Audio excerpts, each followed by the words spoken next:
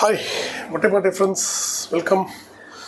இன்றைக்கி வந்து காந்தாரா 2 சாப்டர் 1 அந்த படத்தோட FDFS ரிவ்யூ தான் இப்போ நம்ம பார்க்க போகிறது. அதுக்கு முன்னாடி அந்த லைக் பண்ணுங்கள், ஷேர் பண்ணுங்கள், சப்ஸ்கிரைப் பண்ணுங்கள். அது வழக்கமாக பண்ணுறது பண்ணிவிடுங்க.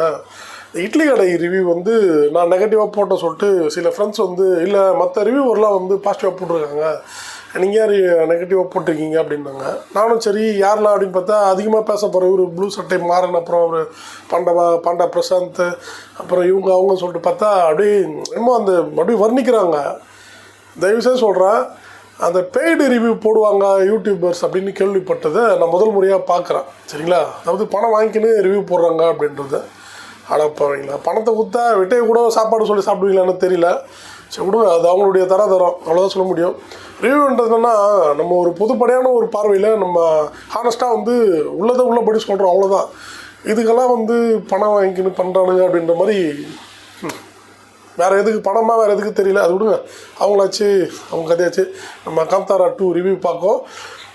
ஓகே, ஆன்லைன் ஸ்டோரி அப்படின்னு சொல்ல போனால் ஏற்கனவே தெரிஞ்ச சப்ஜெக்ட் தான், பெருசாக ஒன்றும் கிடையாது. என்னென்னா வந்து ஒரு நம்ம எப்படி தமிழ்நாடோ அது மாதிரி இது வந்து கர்நாடகா பேஸ் படம். இது அங்கே வந்து பார்த்திங்கன்னா காடு மலை சார்ந்த இடத்துல இருக்கக்கூடிய கொஞ்சம் இந்த ஆதிவாசிகள் இருப்பாங்க பார்த்திங்களா, அவங்களுடைய குலதெய்வம், அவங்க ஒரு வழிபாடு. ஸோ இப்படி இருக்கும். இதை வந்து அங்கே அந்த நாட்டோட பக்கத்தில் இருக்கக்கூடிய ஒரு மன்னன் இந்த வழிபாடுக்கு பண்ணக்கூடிய அந்த சாமியை நம்ம அபகரித்து நம்ம கோவிலில் திரும்ப வச்சுக்கலாம், அது மட்டும் இல்லாமல் இவங்க இடத்தையும் வந்து நம்ம அபகரிக்கலாம் அப்படின்ற மன்னனுடைய பிளான். இது 2-3 தலைமுறையாக வந்து இந்த போராட்டம் நடக்குது. இதில் யார் வெற்றி பெறாங்க அப்படின்றது தான் வந்து கதை. ஹீரோ வந்து பார்த்திங்கன்னா நம்ம அந்த ஆதிவாசிகள் இருக்கக்கூடிய அந்த இடத்துல பழங்குடியினர், அங்கே வந்து ஹீரோ இருக்கார். ஹீரோயின் வந்து பார்த்திங்கன்னா மன்னர் வகையரா, அதாவது என்ன யுவராணின்னு சொல்லுவாங்க பார்த்திங்களா, இளவரசி, அவங்க தான் ஹீரோயின். ஸோ இப்படி போகிற சப்ஜெக்ட்டு. இது வந்து பார்த்திங்கன்னா 125 கோடியில் எடுக்கப்பட்ட படம் அப்படின்னு வந்து சொல்கிறாங்க. உண்மையிலே சொல்லப்போனால் ஒரு 15 வருஷம் முன்னாடி 2000 கோடியில் அவதார் படம் எடுத்தாங்கன்னு கேள்விப்பட்டேன். அந்த படத்துக்கு ஈக்குவலாக ஒரு இந்தியன் சினிமா கொடுத்துருக்காங்க அப்படின்னு தான் வந்து ரொம்ப ஒரு சல்யூட்டோடு சொல்லலாம் அப்படின்னு சொல்லலாம். என்னென்னு பார்த்திங்கன்னா ஸ்க்ரீன் ப்ளே, நம்ம ரிஷப் ஷெட்டி அவர் தான் ஹீரோ, அவர் தான் வந்து டைரக்டர் ஸ்க்ரீன் ப்ளே வேறு லெவலில் பண்ணியிருக்கதான் சொல்லலாம். ஏன்னா ஸ்டார்டிங் வந்து பார்த்திங்கன்னா கொஞ்சம் அப்படியே ஸ்லோவாக ஆரம்பித்து போயிட்டே இருந்தாலும் படம் போயிட்டே இருக்குது, ஸ்டெப் பை ஸ்டெப். அதாவது முதல் படிக்கட்டுலேருந்து படி ஏறிட்டே இருக்கே தவிர எங்கேயுமே வந்து ஒரு இந்த லாக் அடிக்குது அப்படி இப்படின்னு சொல்லுவாங்க பார்த்தீங்களா, வெறுப்பாக இருக்குது என்னன்னு சொல்லிட்டு கிடையவே கிடையாது.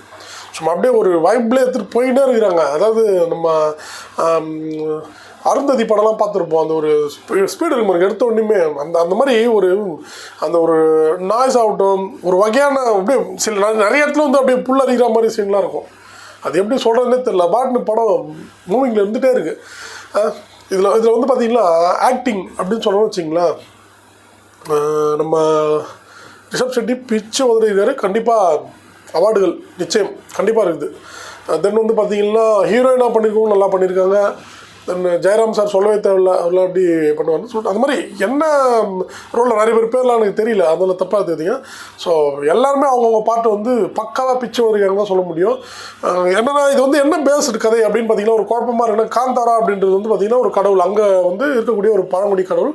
அங்கே வந்து அவங்க அந்த துளு பேசுகிற கான்செப்ட் அவங்களுக்கு. நான் இப்போ என்னோடய படம் பார்த்துட்டு என் ஃப்ரெண்டு ஒருத்தர் கர்நாடகாக்கார அவர்கிட்ட கேட்டேன், குரு கிட்ட, எப்படி குரு இது என்ன சப்ஜெக்ட் ரியலாக அப்படின்னு சொன்னால், இப்போ அவர் சொல்கிற நம்ம ஊர்லலாம் பார்த்திங்கன்னா இப்போ முனீஸ்வரன், கருப்பண்ணசாமி, சொர்ணமாட சாமி, ஏன்னு விட்டால் நம்ம வேளாங்கண்ணி மாதா அண்ட் வாவர் சாமி, இவங்களாம் எப்படி ஒரு காக்கும் கடவுள் சொல்லுவாங்களோ அந்த மாதிரி அங்கே வந்து காந்தாரா அப்படின்றது வந்து அந்த பகுதியில் அவங்க குலசாமி, அதாவது குலதெய்வ வழிபாடு, காக்கும் கடவுள் அந்த மாதிரி இருக்கக்கூடியவங்க. இதில் வந்து உடனே இல்லை இந்துவா முஸ்லீமா கிறிஸ்டினா கொண்டு வராதிங்க, இதில் யாருமே வந்து சாயம் பூசப்பட்டவங்க தான், இன்க்ளூடு வேளாங்கண்ணி மாதா உட்பட அண்ட் வாவர் சாமி உட்பட வந்து இவங்களாம் வந்து யாரும் முஸ்லீம் கிறிஸ்டின் முனீஸ்வரன் இவங்களாம் வந்து இந்து இந்த மாதிரிலாம் கிடையாது. இவங்களாம் வந்து அந்த காலத்தில் பூர்வீகமாக வந்து நம்ம முன்னோர்கள் வந்து காக்கும் கடவுளாக வழிபட்டுவங்க. அதை தானே தவிர இதில் வந்து பிற்காலத்தில் வந்து மதசாயம் பூசப்பட்டதை தவிர இதுதான். அந்த மாதிரி வந்து அந்த வகையில் வந்து அங்கே பார்த்திங்கன்னா காந்தாரா அப்படின்ற கடவுள், அவங்க வந்து அந்த பகுதிக்கு காக்கும் கடவுள். ஸோ அதை பற்றின ஒரு டீப்பான ஒரு கமர்ஷியலாக கொடுக்கப்பட்ட ஒரு படம் அப்படின்னு சொல்லலாம். இதை ரியலாக பார்த்திங்கன்னா அது வந்து ஹாலிவுட் தரத்தில் எடுக்கப்பட்டிருக்கு, அப்படிதான் சொல்ல முடியும். கம்மி பட்ஜெட்டில் வந்து பார்த்திங்கன்னா இப்படியெல்லாம் எடுக்க முடியுமா ஏன்னு பார்த்திங்கன்னா எப்படி சொல்கிறது, கேமரா ஒர்க் ஆகட்டும், கேமரா ஒர்க் வந்து நம்ம அப்படியே கிட்டத்தட்ட ஹில் ஸ்டேஷன் முழுக்க படம் வந்து ஹில் ஸ்டேஷன் தான்.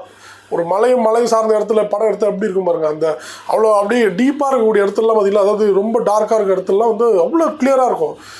அடுத்து வந்து பார்த்திங்கன்னா சிஜி கேமரா கூட சிஜியும் சொல்லி தான் ஆகணும். ஏன்னா இந்த அனிமல்ஸ் வர சீன்லாம் இருக்கும். எனக்கு காடு படம் அனிமல்ஸ் வேறு லெவலில் இருக்கும். அதெல்லாம் கிராஃபிக்ஸ் மாரி சொல்ல முடியலங்க, சிஜி மாரி சொல்ல முடியல. நம்ம தமிழ் படத்தில் தான் வந்து சிஜினா தனியாக கார்ட்டூன் மாதிரி தெரியும். இவங்க சொல்லவே முடியல. உண்மையிலே வந்து பார்த்திங்கன்னா பாராட்டலாம், டீமே என்டையர் டீமே பாராட்டலாம். அவ்வளோ சூப்பராக எடுத்துருக்காங்க. ஆர்ட் டைரக்ஷன் வந்து பார்த்திங்கன்னா ஒரு மலை சார்ந்த இடத்துல வந்து ஒரு மன்னன் அந்த காலத்தில், அதாவது ஒரு 300 வருஷம் முன்னாடி ஒரு ராஜா இருந்திருந்தால் அப்படி இருக்கும். ஸோ அந்த மாதிரியெல்லாம் வேறு லெவலில் இருக்குது. செட்டு ஒர்க்கும் சரி செம்மையாக பண்ணியிருக்காங்க. இந்த படத்துக்கு உண்மையாக சொல்ல போனால் அவார்டுகள் வந்து நிறைய அவார்டுகள் காத்துட்ருக்காங்க. கண்டிப்பாக சிறந்த நடிப்புக்கான அவார்டாகட்டும். அடுத்து மெயினாக ஒன்று சொல்ல விட்டு பாருங்க, மெயினாக சொல்லி தான் ஆகணும். இந்த படத்துக்கு இன்னொரு ஹீரோ அப்படின்னு சொல்ல போனால் வந்து மியூசிக் பிச்சு உதறி இருக்காருங்க. அவர் வந்து நம்ம மகாராஜா படம் விஜய் சேதுபதி வச்சாருங்கன்னா மகாராஜா படத்துக்கு கொடுத்த இசையமைப்பாளர் தான். அவர் பேர் கூட டக்குன்னு வரல, ஏன்னா தமிழில் அவர் மொத்தமே ஒரு 4 படம் தான் பண்ணியிருக்காரு. ஸோ குரங்கு பொம்மை அந்த மாதிரி படம்லாம் பண்ணியிருக்காரு. இந்த படத்தில் மியூசிக் பின்னிருக்காரு தான் சொல்லணும். இது எனக்கு தெரிஞ்சு வந்து பார்த்திங்கன்னா அந்த 90s பீரியட்லாம் அந்த படம் வந்து வச்சுக்கோங்களேன், தேட்டர்லேயே சாமி ஆடிருப்பாங்க. அந்த மாதிரி ஒரு வைப்ரேஷன் அப்படியே எவ்வளோ இடத்துல நமக்கே அப்படியே ஒரு ஸ்டன்னாக இருக்க மாதிரி இருக்கும். பார்க்கும்போது அப்படியே என்னடா இது புல்லரிக்குது அந்த மாதிரி சொல்லுவோம் பார்த்தீங்களா, அந்த மாதிரி ஒரு வேறு லெவலில் எடுத்துகிட்டு போயிருக்காரு. நிஜமாக அதாவது இங்கே வந்து லாங்குவேஜ் அப்படின்லாம் கிடையாதுங்க. நம்ம எப்படி ஒரு சைனீஸ் டப்பிங் படத்தெல்லாம் வந்து இன்ட்ரெஸ்ட்டாக பார்ப்போம், ஒரு ஹாலிவுட் டப்பிங் படத்தில் எப்படி இன்ட்ரெஸ்ட்டாக பார்ப்போம், அந்த மாதிரி தான் நம்ம இந்தியாவுக்குள்ளே நம்ம பக்கத்து ஸ்டேட்டில் இந்த மாதிரி ஒரு படம் எடுக்கிறாங்களா அவங்களுக்கு சல்யூட் பண்ணணும் தான் தோணுதே தவிர, டக்குன்னு நேற்று பார்த்த இட்லி கடைலாம் அப்படி என்னடா நினச்சிட்டேன். ஏன்னா பட்ஜெட்லாம் சேம் தாங்க, பெருசாக ஒன்றும் அவங்களுக்கு மட்டும் ஸ்பெஷலாக பெரிய பட்ஜெட்லாம் ஒன்றும் கிடையாது. நம்மளுடைய கம்மி பட்ஜெட் தான் எடுக்கிறாங்க. என்ன மாதிரி எடுத்துருக்காங்க, தயவுசெய்து பாருங்கள். இந்த மாதிரி படம்லாம் வந்து ஏஜ் டிஃப்ரெண்ட் இல்லாமல் சின்னவங்களை வந்து 6 முதல் 60 வரை சொல்லும் போது அந்த மாதிரி எல்லாமே பார்க்கலாம். அவ்வளோ சூப்பராக எடுத்துருக்காங்க. நல்ல ஒரு லீவ் டைம் என்ஜாய் பண்ணக்கூடிய ஒரு ஃபிலிம் தான் இது. ஸோ கிட்டத்தட்ட சொல்ல போனால் நானே 2ஆம் முறை பார்க்கலாம், செகண்ட் டைம் அந்த மாதிரி எடுத்திருக்காங்க. ஸோ காந்தாரா டீமுக்கு வந்து வாழ்த்துக்கள் அப்படி தான் சொல்ல முடியும். நன்றி. மீண்டும் ஒரு நல்ல படத்தோடு மீட் பண்ணலாம். நன்றி, வணக்கம்.